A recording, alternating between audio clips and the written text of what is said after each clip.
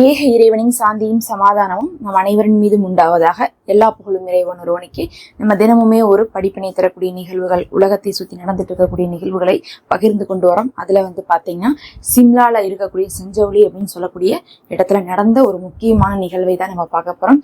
அங்க இருக்கக்கூடிய பள்ளிவாசலுக்கு இந்த வாரம் பாத்தீங்கன்னா ஜும்மா தொழுகைக்காக மக்கள் கூடிய போது, வளமையாக ஜும்மா தொழுகைக்கு நமக்கே தெரியும், எல்லாருமே எப்போதும் போகிறதை விட ஜும்மா தொழுகைக்கு அதிகமான கூட்டம் போவாங்க. குத்பா உரையை கேட்க போவாங்க. அது பாத்தீங்கன்னா நமக்கு ஒரு ஈது மாதிரி தான்.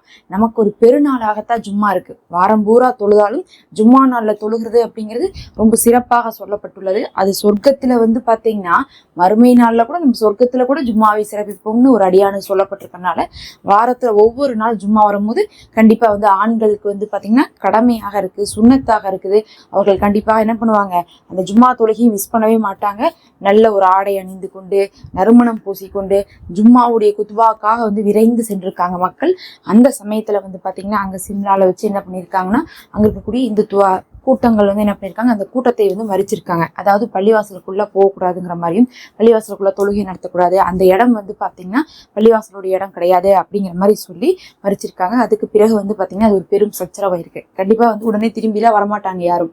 உடனே அவங்க எல்லாருமே பேசியிருக்காங்க. தொழுகை போனவங்க, அங்க இருக்கக்கூடிய நிர்வாகத்தை பேசியிருக்காங்க. எதுவுமே பாத்தீங்கன்னா பெருசா உடன்படவே இல்லை அவங்க. அதுக்கு என்ன ஆயிடுச்சுன்னா அப்புறம் ஃபோன் பண்ணியிருக்காங்க, போலீஸ்க்கு ஃபோன் பண்ணி போலீஸ் வந்துட்டாங்க.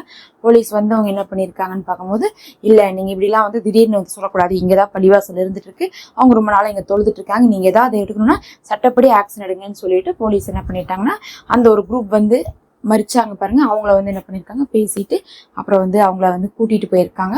இது பாத்தீங்கன்னா அங்க இருக்கவங்களுக்கு ஒரு சின்ன ஒரு ஆறுதலாக இருந்திருக்கு. ஏன்னா இந்த மாதிரி பல இடங்கள்ல இப்ப என்ன இருக்குது, நடக்க ஆரம்பிச்சிருக்குது. தொழுக கூடாதுங்கிறாங்க, பள்ளிவாசல்ல பாத்தீங்கன்னா பாங் சொல்லக்கூடாதுங்கிறாங்க. இன்னும் பல இடங்கள்ல சில விஷயங்கள் நடந்து கொண்டுதான் இருக்குது. முஸ்லிம்களுடைய வீடுகள் இடிக்கப்பட்டிருக்கு, இடங்கள் பறிக்கப்பட்டு இருக்கு. அதுக்கப்புறம் பாத்தீங்கன்னா பல விஷயங்கள் அடுத்தடுத்து நடக்கும்போது அவர்களுக்கு ஒரு பயம் இருந்துகிட்டே இருந்துச்சு. இருந்தாலும் அங்க இருக்கக்கூடிய காவல்துறை என்ன பண்ணிருக்காங்க, நல்ல முறையில செயல்பட்டு அங்க இருந்த கூட்டத்தை கலைச்சு விட்டு தொழுகை வந்தவங்களை தொழுகைக்கு அனுமதிச்சிருக்காங்க. கொஞ்சம் லேட் ஆனாலும் சரி. அதுக்கப்புறம் ஜும்மாவுடைய தொழுகை பாத்தீங்கன்னா அங்க நிறைவேற்றப்பட்டிருக்கு.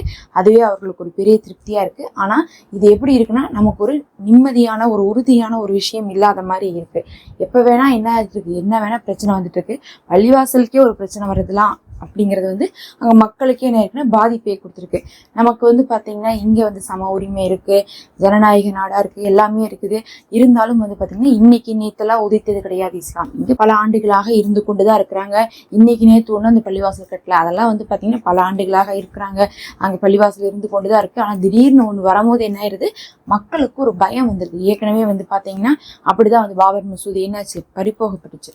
அந்த மாதிரி எதையாவது ஒண்ணு குறி வைக்கிறாங்க, அதை சுத்தி எதையாவது பண்றாங்க, காய் நகர்த்துறாங்க அப்படின்றாவே அது போயிருமோங்கிற அளவுக்கான ஒரு பயத்தையும் கொடுக்குது. அந்த மக்களுக்கு நடுவுல பாத்தீங்கன்னா அந்த ஒரு கொந்தளிப்பு அந்த ஜும்மாக்குள்ள இருந்திருக்குது. அதுக்கு பிறகு பாத்தீங்கன்னா அந்த ஒரு கூட்டம் கலைக்கப்பட்டுச்சு. போலீஸ் ஆக்ஷன் எடுத்திருக்காங்க. எல்லாரும் போய் பத்திரமா தொழுதிருக்காங்க. இப்பவும் பாத்தீங்கன்னா அங்க தொழுகை நடந்து கொண்டுதான் இருக்குது. பல இடங்கள்ல இந்த மாதிரி கேட்கக்கூடிய விஷயங்கள் பாத்தீங்கன்னா ஒரு வேதனை தரக்கூடிய நிகழ்வா தான் இருக்குது. இறைவன் தான் போதுமானவன். நமக்கு நிச்சயமாக ஒரு அமைதி தரணும்.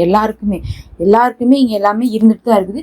இதுக்கு முன்னாடியும் சரி இப்பயும் சரி இருந்துட்டு தான் இருக்கு. எதுவுமே இங்க குறைன்னு சொல்ல முடியாது. இந்துக்களுக்கு தேவையானது இருந்துட்டு இருக்கு, முஸ்லீம்களுக்கு தேவையானது இருந்துட்டு இருக்கு, கிறிஸ்தவர்களுக்கு தேவையானது இருந்துட்டு இருக்கு. இப்ப மட்டும் இல்ல, ரொம்ப நாளைக்கு முன்னாடி இருந்தே இதெல்லாம் பாத்தீங்கன்னா நடந்து கொண்டுதான் இருக்குது. ஆனா ஒருத்தவங்க இன்னொருத்தவங்களை டிஸ்டர்ப் பண்றது மட்டும்தான் இப்ப என்ன ஆயிட்டு இருக்கு, பிரச்சனைகளை கொடுக்குதோ தவிர மற்றபடி ரொம்ப நாளாக இங்க ஒரு அமைதி நிலவி கொண்டு, ஒரு ஒத்துமை நிலவி கொண்டு இருக்கு.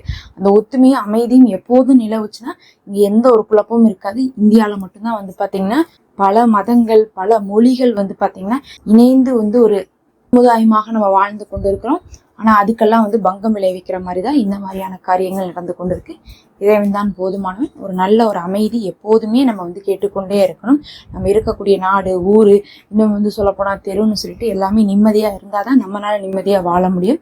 இறைவனே போதுமானவன். நம்ம அடுத்த ஒரு காணொலியில பார்க்கலாம். மறக்காம இந்த வீடியோக்கு ஒரு லைக் கொடுத்துக்கோங்க. நம்ம சேனல்ல மெம்பர்ஷிப் இருக்கு, விரும்புறவங்க ஒரு சதக்காவாக அதை ஜாயின் பண்ணிக்கோங்க. அது எங்களுக்கு ரொம்ப ஹெல்ப்ஃபுல்லா இருக்கும்.